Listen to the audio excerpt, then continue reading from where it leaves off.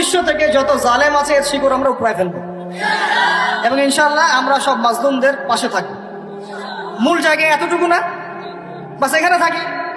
ডানে বামে এত এত কথা কেন? কোন কোন সময় উম্মার স্বার্থে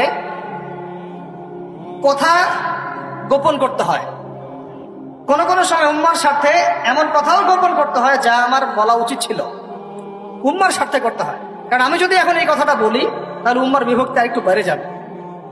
মনে করেন একটা এক্সাম্পল দিই, ভাইয়ের নাম হচ্ছে আব্দুর রহমান, কথার কথা উনি বড় একজন আলেম মানুষ এবং তার দ্বারা দিনের অনেক খেদমত হয়।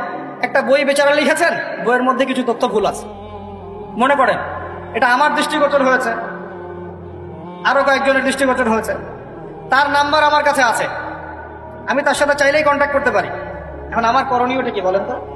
আমার করণীয় কি তাকে না জানিয়ে তার ওই ভুলটাকে সোশ্যাল মিডিয়া নিয়ে এসে ধুয়ে রেখে দেওয়া, নাকি আমার কাজ হচ্ছে ভাই তাকে ফোনটা করে নক করা যায়, ভাই আব্দুর রহমান ভাই বইটা তো মাশাআল্লাহ সুন্দর হয়েছে, মাশাআল্লাহ আপনার দ্বারা দিনের অনেক খেদমত হচ্ছে, এই জায়গায় যদি এই তথ্যটা ঠিক করেন আরো ভালো হয়।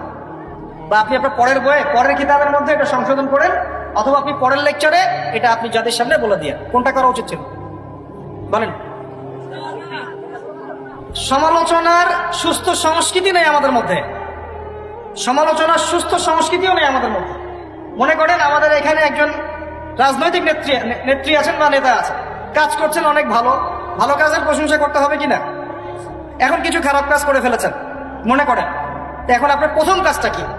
সরাসরি তাকে একদম ফেসবুকে নিয়ে এসে ওয়াশিং মেশিনের মধ্যে ধুয়ে রেখে দেন, হ্যাঁ? নাকি আপনি তার সাথে দেখা করবেন, সাক্ষাৎ করবেন বা কথা বলবেন, বা তাকে দাওয়াতটা পৌঁছাবেন যে ভাই এইটা মনে হয় এভাবে করলে ভালো হবে, জনগণ আপনার এই কথায় কষ্ট পাচ্ছে বা আপনার এই কাজে জনগণ